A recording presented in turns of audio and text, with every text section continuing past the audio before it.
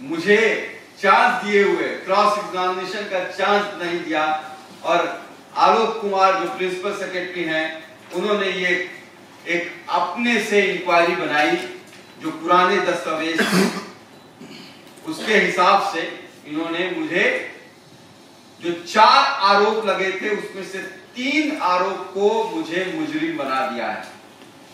4 आरोप कौन कौन से हैं आपको बता दूं।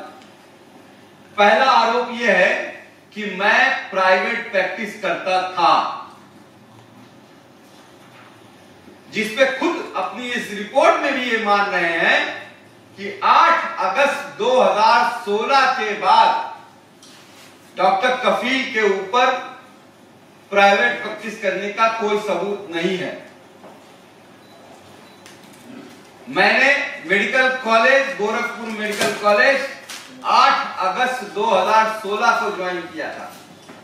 तो मैं 8 अगस्त 2016 से पहले क्या करता था, इससे किसको क्या मतलब होना चाहिए, मैं उनका एम्प्लॉय नहीं था। तीसरा आरोप जो कि बहुत गंभीर आरोप है, तीसरा आरोप बहुत समझने की बात है क्योंकि इसमें मुझे क्लीन चिट मिली है, इसलिए मैं आपको वो आरोप पढ़ाना चाहूंगा। आप द्वारा महत्वपूर्ण परिस्थिति में रहते हुए जीवन रक्षक, ये मान रहे हैं कि ऑक्सीजन जीवन रक्षक होती है, जीवन रक्षक ऑक्सीजन की कमी जैसे महत्वपूर्ण घटना को तत्कालीन उच्च अधिकारियों के संज्ञान में नहीं लाया गया, जो कि आपके मेडिकल नेग्लिजेंस का परिचायक है। आपके प्रश्नगत आप से स्पष्ट है कि आपके तत्कालीन पदाधिकारी से उद्घोष हेतु दूर संधि थी, यानी कि आपका और प्रिंसिपल का साठगांठ था, पैसे का लेन देन होता था, जिसके कारण आपके प्रश्नगत जायदाद शासकीय नियमों का उल्लंघन करता है, जिसे तो आप पूर्ण रूप से दोषी है। यह आरोप लगाया है, तीसरा आरोप है। अब तीसरे आरोप के बारे में ये खुद क्या कहते हैं आप पढ़िएगा।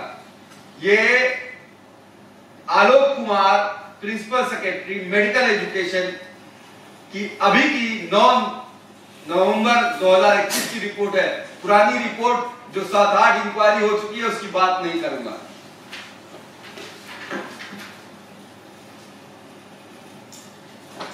याचिकाकर्ता ने अपने उच्च अधिकारियों को तत्काल रूप से लिक्विड ऑक्सीजन की कमी की सूचना दी। कॉलेज में लिक्विड ऑक्सीजन के रखरखाव, टेंडर, भुगतान, ऑर्डर, सप्लाई और प्रबंधक से याचिकाकर्ता का कोई मतलब नहीं था। हर निर्दोष जान बचाने के लिए अपने स्तर पर वार्ड का प्रबंध और जंबो सिलेंडर की व्यवस्था की, जो कि लिक्विड ऑक्सीजन की अचानक सप्लाई रुकने के कारण हुई। याचिकाकर्ता की ईमानदार कोशिश के कारण 11 और 12 को 2 दिनों के भीतर अलग अलग कंपनियों से 500 जंबो सिलेंडर की व्यवस्था की। इसके अलावा लिखते हैं अपचारी यानी कि मैं अपचारी द्वारा इस संबंध में उपस्थित पंजीकरण की छाया प्रति, मैं 10 तारीख को छुट्टी पे था, उसकी मैंने अटेंडेंस शीट लगाई है। अपचारी अधिकारी द्वारा इस संबंध में उपस्थित पंजीकरण की छाया प्रति उपलब्ध कराई गई है, जिससे यह प्रचलित होता है। That means he was taken casual leave on 10th अगस्त 2021 को। 10 तारीख को मैं छुट्टी पे था, तो क्या मुझे ऊपर से हवा आता कि मुझे पता चलता कि मतलब मैसेज आता कि ऑक्सीजन आज खत्म हो जाएगी। मुझे तो रात में 12:30 बजे व्हाट्सएप पे मैसेज आया था कि ऑक्सीजन खत्म हो गई है, बच्चे मर रहे हैं। आगे लिखते हैं अपचारी द्वारा उच्च अधिकारियों को सूचित किए जाने के संबंध में वोडाफोन नंबर इतना इतना द्वारा डॉक्टर महिमा मित्तल, डॉक्टर सतीश कुमार, डॉक्टर राम कुमार जायसवाल को सूचित किए जाने का उल्लेख अभ्यावन में दिया गया है। उक्त नंबर पर वार्ता दिए जाने के संबंध में बिल की प्राप्ति भी उपलब्ध कराई गई है। बिल में उक्त नंबर प्रदर्शित हो रहे हैं।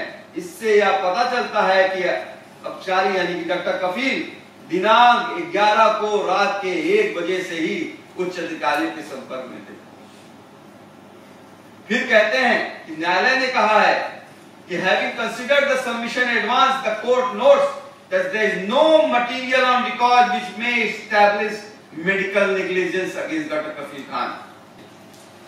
तो आखिर में ये लिखते हैं भाई, अब ये इन्होंने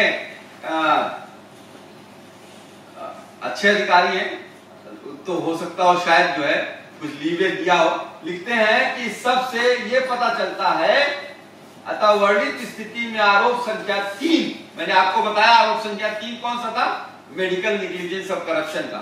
आरोप संख्या 3 के संबंध में अपचारी द्वारा उपलब्ध कराए गए साक्ष्य में बल है, यानी कि मेरी बात में दम है। अतः अनुशासित पदाधिकारी द्वारा जांच अधिकारी से स्थापित भिन्न मत अपचारी पर प्रमाणित नहीं होता है। आरटीआई फाइल की थी, आरटीआई जो है वो देखिए किसने भेजा है, Ganesh Kumar principal BRD medical college ने ये आरटीआई का जवाब दिया है। हमने पूछा भैया कौन है 100 वाट का प्रभारी, इस आरटीआई को ये कहते हैं ये फर्जी है, गलत तरीके से निकल गई। अगर फर्जी है, गलत तरीके से निकल गई तो तुम सूचना आयोग के कमिश्नर को जेल क्यों नहीं भेजते रे भाई। क्या लिखा है इसमें, दिनांक 11 द्वारा डॉक्टर भूपेंद्र शर्मा सह 4 बाल रोग विभाग को एईएस का 100 वार्ड का प्रभारी अधिकारी बनाया जाता है। किसको बनाया जाता है, भूपेंद्र शर्मा को। ये जिस लिपिक ने साइन किया है ना उसको सस्पेंड कर दिया गया, लेकिन गणेश कुमार को सस्पेंड नहीं किया गया। क्यों?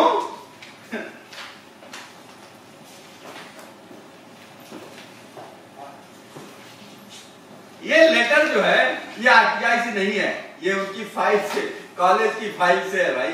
ये प्रिंसिपल का साइन है और डेट है 11/5/2016 की, जिसमें लिखा गया है डॉक्टर भूपेंद्र शर्मा सह 4 बाल रोग को एईएस का 100 वार्ड का प्रभारी अधिकारी बनाया जाता है।